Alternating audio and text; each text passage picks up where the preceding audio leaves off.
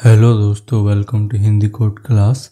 पिछले लेक्चर में हमने बैकएंड एपीआई को रिएक्ट फ्रंट एंड से इंटीग्रेट किया था एंड एक यूजर फॉर्म बनाया हुआ था। हम बात कर रहे थे इस यूज इफेक्ट के बारे में।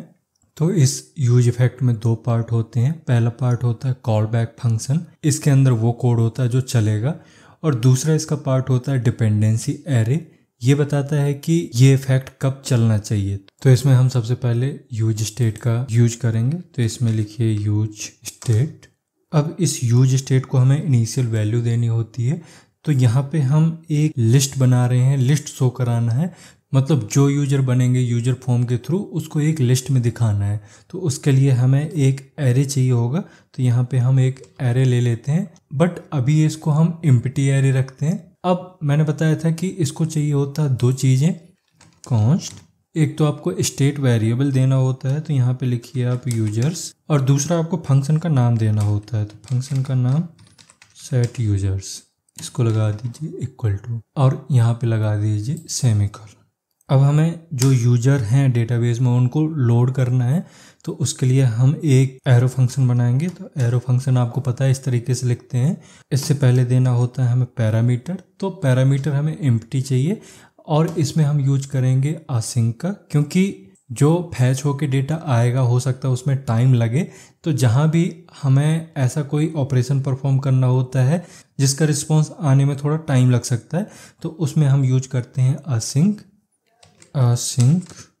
अब इसमें बनाइए फंक्शन की बॉडी। तो उसके लिए यहाँ पे लिखेंगे कर्ली ब्रेसेस, और इसके अंदर गेट यूजर को कॉल कर लेते हैं हम। इसको पैरामीटर में कुछ भी नहीं देना होता है, तो इसको रखते हैं एम्प्टी। अब हमें इस कॉल पे यूज करना होता है अवेट, क्योंकि इसमें लगेगा टाइम। तो अवेट का यूज कर लिया। अब ये कुछ रिटर्न करेगा। हम एक काम करते हैं, इसके लिए एक कांस्टेंट वेरिएबल बनाते हैं, कॉन्स्ट। इसको रख लेते हैं एक रिस्पॉन्स नाम के वेरिएबल में, रेस कर देते हैं। अब जो भी रिस्पॉन्स आया हमें इस यूज स्टेट में उसको होल्ड करना है। तो इसके लिए हमें यहाँ पे इसमें एक फंक्शन का नाम है सेट यूजर, इसी का हम यूज करेंगे यहाँ पे set users res dot data. इससे क्या होगा, जो भी इस रिस्पॉन्स के अंदर डेटा है वो हमारा चला जाएगा सेट यूजर में, और ये हमारा स्टोर हो जाएगा यूजर लिस्ट में, सेमीकोलन। अब आपने ये जो मेथड बनाया हुआ है इसका भी हमें एक नाम देना होगा। तो इसको भी हम किसी वेरिएबल में स्टोर कर लेते हैं, होल्ड कर लेते हैं। तो उसके लिए यहाँ पे आप लिखिए कॉन्स्ट लोड यूजर्स। ये हो गया, इसको करिए सेव। यहाँ भी सेमीकोलन लगा दीजिए। अब हमें यूज करना है यूज इफेक्ट का। तो यहाँ पे आप डालिए यूज इफेक्ट, इसमें लगाइए पैरामीटर। अब इस पैरामीटर के दो पार्ट होते हैं। पहले में हम वो कोड रखते हैं जो एग्जीक्यूट होना है, और दूसरे पार्ट में हम बताते हैं कि पहला वाला पार्ट कब एग्जीक्यूट होगा। तो यहाँ पे हमें यूज करना होगा एरो फंक्शन का। तो यहाँ पे एरो फंक्शन यूज कर लीजिए। इसमें हमें चाहिए होता है एक पैरामीटर, तो हम यहाँ पे एक दे देंगे पैरामीटर। अब इसकी बॉडी में आपको वो कोड लिखना है जो एग्जीक्यूट होना है। तो यहाँ पे हम लोड यूजर को कॉल कर देंगे जो अभी हमने बनाया है। तो लोड यूजर, यहाँ हमें पैरामीटर में कुछ भी पास नहीं करना है, तो इसको एम्प्टी रखते हैं। इसमें लगाइए सेमीकोलन। तो ये हमारा वो पार्ट हुआ जो एग्जीक्यूट होना है। तो ये एक पार्ट है, तो यहाँ पे लगा दीजिए कॉमा, मतलब ये हमारा एक पार्ट हो गया। अब हमें दूसरा पार्ट लिखना है, तो दूसरे में हम एम्प्टी एरे पास कर देंगे। इसका मतलब है इफेक्ट सिर्फ कंपोनेंट माउंट होने पर चलेगा, मतलब एक बार ही चलेगा ये। इसमें भी लगा दीजिए अब सेमीकोलन। अब मान लीजिए हम किसी यूजर को लिस्ट से डिलीट कर देते हैं, तो वो भी तो अपडेट होना चाहिए। तो हम एक काम करते हैं, यहाँ पे एक और मेथड बनाते हैं जो काम करेगा यूजर के डिलीट करने पर। हम आएंगे यहाँ पे। अब यहाँ पे फिर से हमें एरो फंक्शन बनाने के लिए आना पड़ेगा, और यहाँ एरो फंक्शन लिख दीजिए। अब इस एरो फंक्शन को जब हम कॉल करेंगे तो उसमें भी रिस्पॉन्स आने में हमें टाइम लग सकता है। तो यहाँ पे हम यूज करेंगे असिंक, और इस पूरे फंक्शन को हैंडल करने के लिए, मतलब रिप्रेजेंट करने के लिए एक वेरिएबल बना लेते हैं। उसका नाम देते हैं यहाँ पे कॉन्स्ट हैंडल डिलीट। अब इस फंक्शन की लिखिए यहाँ पे बॉडी, तो कर्ली ब्रेसेस लगाते हैं। अब इसके अंदर हमें डिलीट यूजर सर्विस को कॉल करना है, तो लिखेंगे डिलीट यूजर। इसमें हमें पास करनी होती है एक आईडी। तो ये हमने आईडी पास कर दी इसके पैरामीटर में। ये आईडी कहाँ से आएगी, ये आईडी आएगी हमारे इस मेथड में यहाँ से, तो यहाँ भी हम पास कर देते हैं। अब इस डिलीट यूजर के रिस्पॉन्स में लग सकता है टाइम, तो इसमें हम अवेट का यूज कर देते हैं। अब होगा क्या कि जैसे ही बैकएंड से सक्सेसफुली रिस्पॉन्स आ जाएगा, रिस्पॉन्स तभी आएगा जब सक्सेसफुली यूजर डिलीट हो जाएगा। तो यूजर डिलीट होने के बाद हमें अपनी जो लिस्ट है उसको दोबारा से रिफ्रेश करना है, मतलब दोबारा से सारे यूजर को फैच करके हमें दिखाना है। तो इसके लिए हमने एक अभी फंक्शन बनाया था लोड यूजर, इसमें हमें कुछ भी नहीं देना है, इसको रखते हैं एम्प्टी और यहाँ लगाइए सेमीकोलन। तो ये हमारा हो गया, यहाँ भी हमें सेमीकोलन लगाना पड़ेगा। अब ये हमारा फंक्शन के अंदर का फंक्शन था, तो यहाँ भी हम लगा लेंगे सेमीकोलन।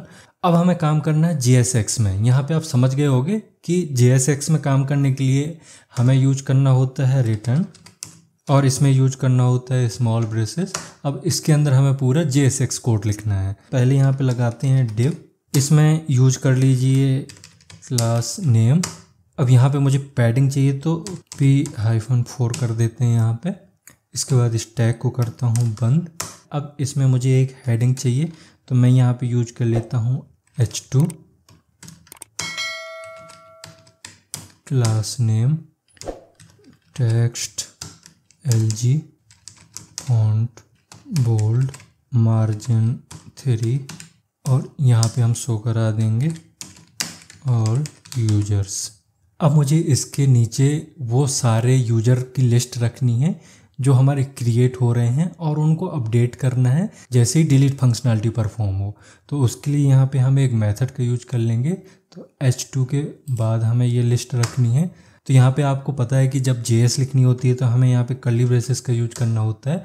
अब इसके अंदर यूजर्स डॉट मैप, तो यहाँ पे यूजर लिस्ट आ गया है, इसको यहाँ से हटा के यूजर और ये यूजर, तो यूजर्स डॉट मैप, इसके अंदर हम एक एरो फंक्शन यूज कर लेते हैं। उसके लिए आपको पहले पैरामीटर देने होते हैं और उसके बाद लगाइए एरो फंक्शन। यहाँ पे दीजिए फंक्शन की बॉडी। अब इसके अंदर दीजिए एक div और इसमें आपको पास करना है एक की इक्वल टू, तो यहाँ पे हम आईडी दे देते हैं, बट किसकी आईडी, जो यूजर हमारा आएगा। तो यहाँ पे हम एक यूजर नाम का वेरिएबल ले लेते हैं, मतलब यू ही रख देते हैं, यूजर नहीं लिखते हैं। अब ये यू की आईडी चाहिए हमें, तो यहाँ पे हम यूज कर लेंगे यू डॉट आईडी। इसके बाद दे दीजिए यहाँ पे क्लास नेम, इसमें दे दीजिए flex justify between border, padding दे दीजिए 2 एंड मार्जिन दे दीजिए 2। तो ये हमारी पूरी Tailwind CSS हो गई। अब हमें क्या करना है, इसमें एक स्पैन दे देते हैं, तो इसको थोड़ा सा एडजस्ट कर देते हैं। इस टैग को करते हैं क्लोज। अब इसमें आपको देना है यू का नेम, मतलब जो यूजर हमारा आया है उसका नेम क्या है, तो यू डॉट नेम से उसका नेम आ जाएगा और उसकी ईमेल भी लिख देते हैं। तो यहाँ पे डैश लगाइए, कर्ली ब्रेसेस के अंदर लिखिए यू डॉट ईमेल।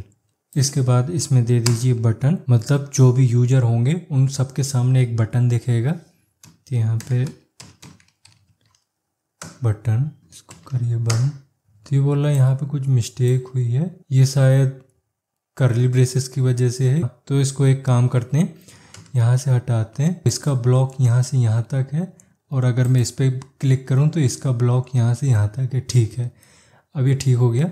अब आपने ये बटन बनाया, इसका नाम क्या होगा, इसका नाम दे दीजिए डिलीट। अब डिलीट में क्लिक होगा तो हमारा एक फंक्शन चलेगा ऑन क्लिक पर। तो यहाँ पे हम यूज कर लेते हैं ऑन क्लिक।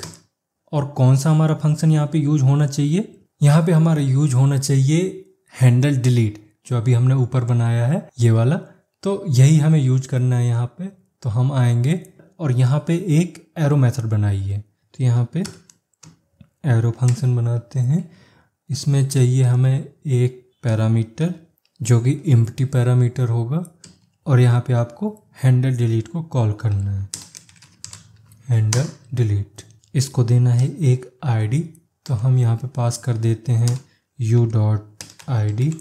इसके साथ ही इस बटन के लिए हमें CSS भी देनी है, तो इसके लिए क्लास नेम, इसमें बैकग्राउंड रेड 500 कर देते हैं, बढ़िया सा शेड आ जाएगा इसमें। टेक्स्ट को कर देते हैं वाइट, पैडिंग X दे देते हैं 3 एंड पैडिंग Y दे देते हैं 1 एंड बॉक्स को कर देते हैं राउंडेड। तो ये हमारा हो गया। अब एक बार इस कोड को हम समझ लेते हैं। हमने ये रिटर्न का यूज किया है, तो आपको पता है कि JSX के साथ ये रिटर्न यूज होता है। इसके बाद हमने div यूज किया है। div में हमने h2 का यूज किया है, जिसमें हमने ऑल यूजर शो कराया है। इसके बाद हमने users.map का यूज किया है। तो ये यूजर्स क्या है, तो यूजर्स हमने जब यूज स्टेट बनाया था, तो यहाँ पे हमने यूजर का यूज नहीं किया है, हमने यूज किया है यूजर लिस्ट का। तो इसको करते हैं कॉपी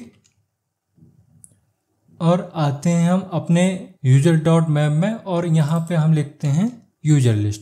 अब इस यूजर लिस्ट में ये U कैपिटल है, इसको भी स्मॉल कर देते हैं और यहाँ हम इस U को भी स्मॉल कर देते हैं।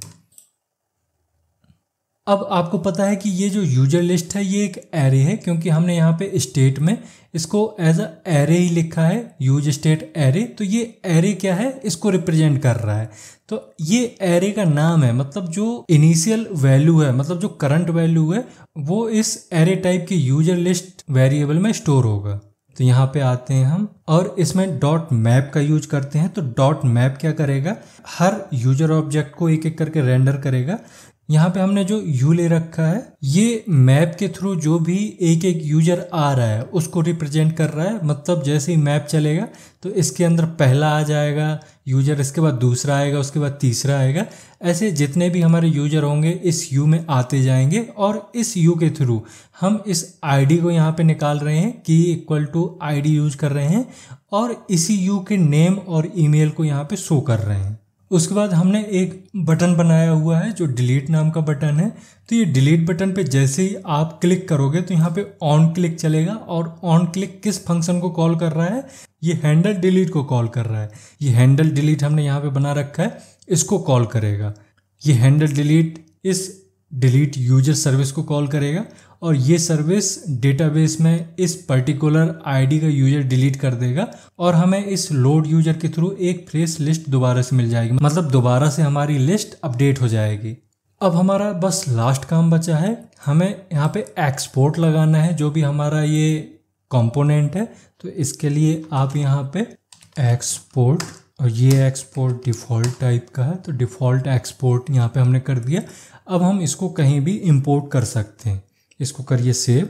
अब हम यहाँ पे एक लास्ट काम करेंगे, हम एक पेज बनाएंगे। तो हम जाएंगे अपने SRC में, ये आपका SRC है, इसके अंदर आपको बनाना है एक फोल्डर। तो यहाँ पे करते हैं राइट क्लिक और न्यू फोल्डर, फोल्डर का नाम दीजिए पेजेस। अब इसमें हमें सारे पेजेस रखने हैं। तो हम यहाँ पे पहला पेज बना रहे हैं, इसको कर देते हैं home.js। तो हम चलते हैं इसमें और बनाते हैं न्यू फाइल, इसका नाम देते हैं home.jsx। अब यहाँ पे हम दोनों कंपोनेंट को दिखाएंगे, मतलब अपना फॉर्म भी दिखाएंगे और उसके बगल से लिस्ट भी दिखाएंगे। तो उसके लिए एक फंक्शन बनाते हैं, फंक्शन होम, इसमें कोई पैरामीटर की ज़रूरत नहीं है। अब इसकी बनाते हैं हम बॉडी। अब इस होम पेज को भी हमें बार बार रिलोड करना पड़ेगा जैसे ही कंपोनेंट में चेंजेस होते हैं। तो उसके लिए हम यहाँ पे फिर से यूज स्टेट का यूज करेंगे, इसकी डिफ़ॉल्ट वैल्यू दे दीजिए फॉल्स। अब इसकी इनिशियल वैल्यू और इसको अपडेट करने के लिए हमें एक मेथड चाहिए और वेरिएबल चाहिए। तो हम आते हैं और उसके लिए एक बनाते हैं एरे कॉन्स्ट। एरे के अंदर लिखिए इसका नाम दो रीलोड और इसके फंक्शन का नाम दो सेट रीलोड। इसमें लगाइए सेमीकोलन। अब इसमें देना है हमें JSX, तो उसके लिए आपको लगाना है रिटर्न। इसमें लगाइए स्मॉल ब्रेसेस div। इसमें Tailwind CSS भी दे देते हैं। तो लिखिए क्लास नेम। यहाँ पे हम ग्रिड यूज कर लेते हैं और जो ग्रिड बनेगा उसके 2 कॉलम रखते हैं। तो उसके लिए हम यहाँ पे लिखेंगे ग्रिड कॉल्स टू और आइटम के बीच में थोड़ा सा गैप रखेंगे। तो यहाँ पे लिखेंगे गैप 4 और इसके साथ पैडिंग भी ले लेते हैं, पैडिंग 6 कर लेते हैं इसमें। अब यहाँ पे हम यूज करते हैं यूजर फॉर्म कंपोनेंट का। तो मैंने बताया था कि इसको हम टैग की तरह यूज कर सकते हैं। यूजर फॉर्म, इसको करिए बंद। अब इसमें एक फंक्शन बनाते हैं जो कि ऑन सक्सेस पे रिलोड करेगा। ऑन सक्सेस इक्वल करली ब्रेसेस, इसके अंदर पैरामीटर के लिए स्मॉल ब्रेसेस लगाते हैं और इसके बाद एरो फंक्शन। अब इसमें जो हमारा सेट रिलोड है उसको यहाँ पे कॉल कर लेते हैं। तो सेट रिलोड, और इसमें रिलोड की वैल्यू कर देते हैं उल्टी। तो यहाँ पे लिखिए रिलोड। तो अब रिलोड के अंदर जो भी वैल्यू होगी, मतलब रिलोड आपका ये है, तो इसके अंदर जो भी वैल्यू होगी उसको हर बार चेंज कर देगा। ट्रू होगा तो फॉल्स कर देगा, फॉल्स होगा तो ट्रू कर देगा। तो ऐसा हर बार होगा। अब हमें दूसरी चीज़ यहाँ पे यूज करनी है लिस्ट। तो उसके लिए हम दूसरा कंपोनेंट का यूज करते हैं और दूसरे कंपोनेंट का हमारा नेम था यूजर लिस्ट। इसको भी बंद करिए। अब यहाँ पे हमें देनी होगी एक की, तो की देते हैं और की में पास कर देते हैं रिलोड। अब ये कुछ लोगों को समझ में नहीं आया होगा, तो इसको मैं एक बार एक्सप्लेन कर देता हूँ। तो इसमें होगा ये कि लेफ्ट हैंड साइड पे आपका एक यूजर फॉर्म खुलेगा, मतलब आप उसमें डिटेल को फिल करोगे और उसको सबमिट करोगे। जैसे ही आप सबमिट करोगे तो आपका राइट हैंड साइड पे एक लिस्ट होगा, लिस्ट में एक यूजर बन के तैयार हो जाएगा, मतलब एक यूजर आ जाएगा। तो जितनी बार भी आप यूजर क्रिएट करोगे हमारा लिस्ट रिफ्रेश होता रहेगा, हर बार लिस्ट अपडेट हो जाएगा जैसे ही आप यहाँ पे सबमिट पे क्लिक करोगे। उसके बाद यहाँ पे हमने यूज स्टेट का यूज किया है, मतलब हम एक स्टेट बना रहे हैं, स्टेट वेरिएबल बना रहे हैं। तो जो रिलोड है ये हमारा एक स्टेट वेरिएबल है, इसकी इनिशियल वैल्यू होगी फॉल्स, क्योंकि यहाँ पे हमने फॉल्स रखा है। मतलब यहाँ पे जो रिलोड स्टेट है वो सिर्फ टॉगल करने का काम कर रहा है, मतलब फॉल्स को ट्रू और ट्रू को फॉल्स कर रहा है। इसके बाद जो भी यहाँ पे CSS लगी हुई है वो मैंने एक्सप्लेन कर ही दी है। इसके बाद यहाँ पे हमने यूजर फॉर्म को एज अ टैग यूज किया है, ये एक कंपोनेंट था, इसको हमने एज अ टैग यूज कर लिया है। और यहाँ पे हमने एक प्रॉप दिया है, मतलब प्रॉपर्टी दी है ऑन सक्सेस। इसका यूज हम कर रहे हैं यूजर फॉर्म में। तो मैंने बताया था जब हमने यूजर फॉर्म बनाया था, मैं यहाँ पे यूजर फॉर्म खोल के आपको एक बार दिखा देता हूँ। यूजर फॉर्म का जो फंक्शन बनाया था इसमें हमने एक प्रॉप का यूज किया था ऑन सक्सेस। तो ये ऑन सक्सेस की वैल्यू कहाँ से आ रही है? ये ऑन सक्सेस की वैल्यू आ रही है हमारे home.jsx से। तो ये हमारा पेरेंट है और ये जो कंपोनेंट है ये चाइल्ड है, मतलब दोनों चाइल्ड हैं। और ये home.jsx हमारा पेरेंट कंपोनेंट है। इसका मतलब है कि जब भी यूजर फॉर्म सक्सेसफुली कोई यूजर ऐड करेगा तो ऑन सक्सेस फंक्शन कॉल हो जाएगा। और ये ऑन सक्सेस क्या करेगा, इस सेट रिलोड को कॉल कर देगा। सेट रिलोड हिट होने से जो रिलोड की वैल्यू है वो चेंज हो जाएगी, मतलब अगर फॉल्स है तो ट्रू हो जाएगी और ट्रू है तो फॉल्स हो जाएगी। अब हमने दूसरा कंपोनेंट यहाँ पे यूज कर रखा है यूजर लिस्ट। तो ये भी एक चाइल्ड कंपोनेंट है। यहाँ पे हमने की का यूज कर रखा है। तो रिएक्ट में की का काम क्या होता है, रिएक्ट में की जब भी चेंज होती है तो कंपोनेंट अनमाउंट हो जाता है, उसके बाद रीमाउंट होता है। तो जैसे ही रिलोड बदलता है, फॉल्स का ट्रू या ट्रू का फॉल्स होता है, तो ये जो यूजर लिस्ट है ये दोबारा से फ्रेश माउंट होती है। और रीमाउंट होने की वजह से जो फ्रेश डेटा है, मतलब दोबारा से सारी API कॉल होती हैं, सर्विसेज कॉल होगी और दोबारा से हमें जो पूरी लिस्ट है यूजर की वो दोबारा से दे देती है। तो ये था आज का पूरा कोड। अब इस लेक्चर में अगर कोई भी डाउट है, कोई कीवर्ड समझ में नहीं आया या कोई टर्म्स समझ में नहीं आई है तो मुझे कमेंट में पूछिए, मैं उसका प्रॉपर आपको रिप्लाई करूंगा। इसके अलावा अगर आपने अभी तक चैनल को सब्सक्राइब नहीं किया तो चैनल को सब्सक्राइब भी कर लें। अगर इस लेक्चर के थ्रू आपको कुछ समझ में आया है तो इसको लाइक भी करिए। अब हम मिलते हैं नेक्स्ट लेक्चर में। Thank you.